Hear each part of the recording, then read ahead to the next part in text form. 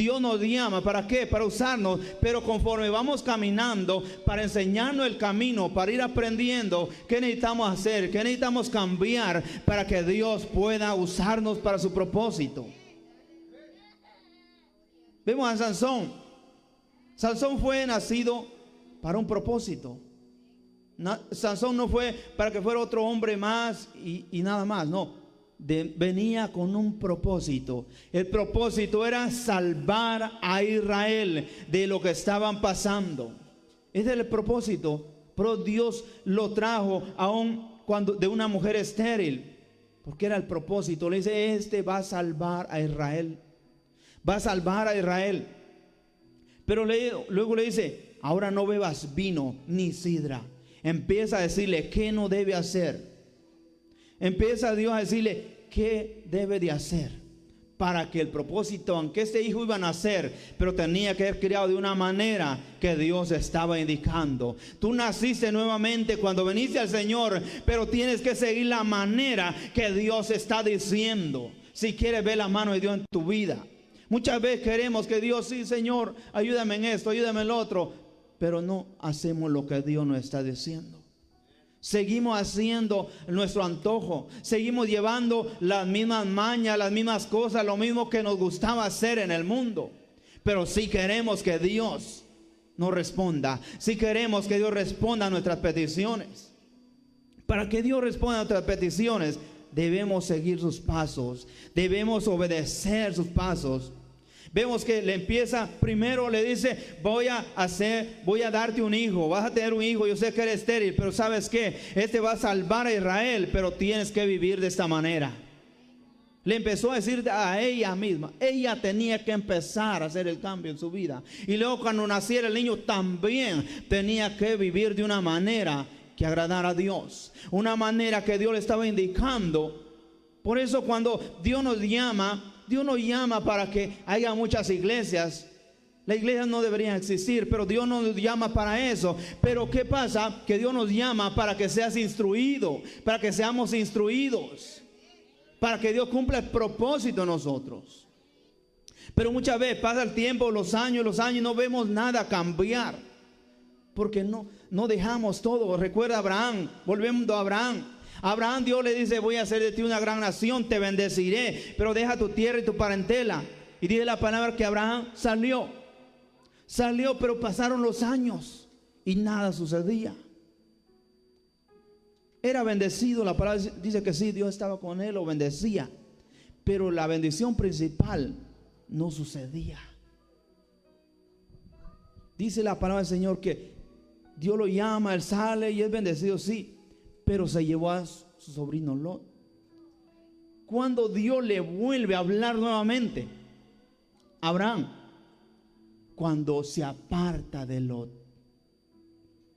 cuando se apartó de Lot, había obedecido a Dios, pero había algo que todavía, algo que cualquiera podría decir, algo bueno estaba haciendo, una obra de caridad.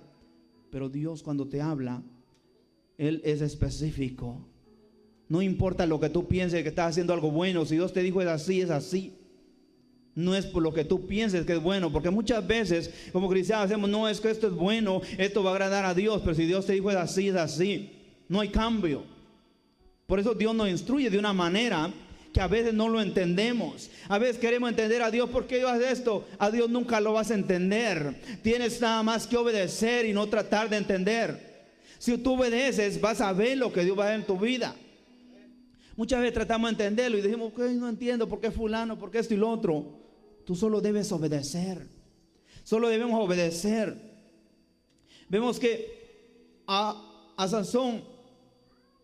Sansón Dios lo llamó para un propósito, para que fuera el Salvador de Israel. Pero tenía que seguir los pasos que Dios le estaba indicando. Le dice a la mujer: ahora no bebas vino ni sidra, ni cosa inmunda. Le empieza a la mujer desde el llamado. Primero le hace el llamado: voy a darte un hijo, pero tú empiezas a cambiar también. No dijo: bueno, y el hijo sea el que cambie. No, tú empieza el cambio. Pero a veces no queremos cambiar, queremos seguir sirviendo a Dios. Pero esto Dios sabe que me cuesta. Dios sabe que esto me es difícil. Si Dios te llama a hacer algo es porque sabe que tú lo puedes hacer. Dios sabe que donde tú empiezas a hacerlo, Dios va a estar contigo para ayudarte. Porque lo que para ti es imposible, para Dios es posible. Lo que para ti es imposible, para Dios es posible. Para Dios es posible todo. No hay nada imposible. Vemos a Sansón. Sansón tenía que vivir de una manera que agradara a Dios para que pudiera cumplir el propósito para el que él había venido.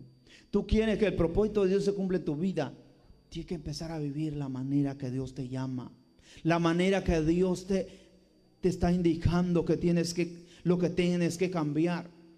Como siempre he dicho, muchas veces le pedimos a Dios, Dios sáname, Dios esto en mi vida. Luego Dios va a venir, te va a hablar, pero ahí ignoramos cuando Dios nos habla. Por eso no recibimos, ignoramos, ¿verdad? Pedimos a Dios, pero ignoramos cuando Dios nos habla, porque Dios nunca te va a dar algo sin antes decirte que tienes que hacer algo.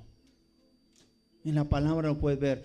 Cuando tú le pides algo a Dios, Dios te va a hablar que tienes que cambiar algo para Dios hacer lo que le estás pidiendo. Porque muchas veces pasa el tiempo y no vemos la respuesta de Dios porque pedimos, pero cuando Dios nos dice qué debemos hacer, no lo hacemos. Entonces vas a pasar pidiendo 10, 20, 100 años y no vas a ver la mano de Dios. ¿Por qué? Porque estás pidiendo, pero no estás haciendo lo que Dios está mandando a hacer. Abraham, Dios le ofrece esa bendición de un hijo, pero pasa el tiempo y no tiene la bendición. ¿Por qué? Porque a pesar de que iba obedeciendo en parte, pero iba llevando a alguien todavía de lo que Dios le había hecho que dejara. Él le dijo: tu tierra, tu parentela, tu familia. Sí, ¿por qué? Porque la familia muchas veces te va a detener. La familia muchas veces te va a detener. Porque te va a decir: ay, ¿para qué vas a la iglesia tanto? O no hagas esto hoy. O es que hoy tenemos que ir a esto, que tengo que hacer lo otro. Son tropiezos que te detienen. Entonces por eso Dios le dice que tiene que dejar todo. Para cuando Dios te llama, Dios nos aparta. Dios nos aparta. Y por eso muchas veces la misma familia se va a enojar, va a criticarnos, porque si ahora ya no me visita, ahora ya no es. ¿Por qué? Es que Dios nos aparta. Para que Dios cumpla algo en nosotros va a haber un apartamiento siempre. Pero muchas veces no entendemos, ¿verdad? ¿Por qué empiezan a decirnos? Es que tengo que ir a donde fulano porque es mi familia. Es que vino mi tía y vino de México, de Guatemala. O vino mi mamá. Y dejamos, ¿verdad?, lo que teníamos que hacer para Dios por ir a ver. Son cosas que nos detienen. Cuando Dios te llama, nos aparta. ¿Verdad? A Sansón, Dios lo llamó que fuera puro, que fuera limpio. Pero le dijo que tenía que vivir en santidad. ¿Verdad? El cuerpo de nosotros debe vivir en santidad. Dice 1 Corintios, que el cuerpo es el templo del Espíritu Santo. Entonces, ¿qué debemos hacer? Cuidar el templo del Espíritu Santo.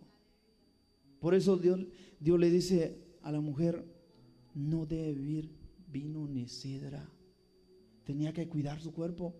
Muchas veces hasta nuestro cuerpo lo descuidamos, ¿verdad? Le metemos lo que sea al cuerpo, cuando Dios dice en su palabra que este cuerpo es el templo del Espíritu Santo.